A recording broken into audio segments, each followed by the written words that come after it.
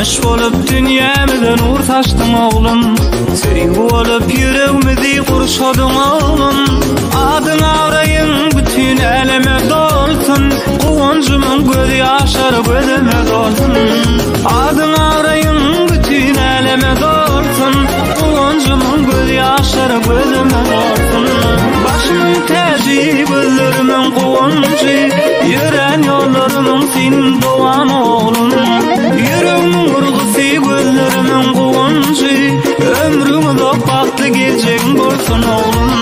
Başımın tacı gözlerimin kuvuncu, yürüyen yollarımın senin doğan oğlum. Yüreğimin vurgusu gözlerimin kuvuncu, ömrümü dokbaktı gelecek bolsun oğlum.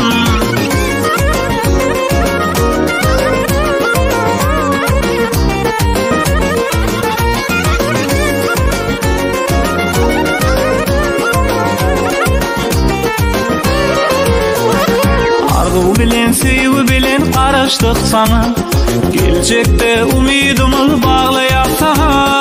Berdim deyip bersin dilegim Allah'ıma, uzak ömür baktı durmuş yetirsin sana. Berdim deyip bersin dilegim Allah'ıma, uzak ömür baktı durmuş yetirsin sana. Başımın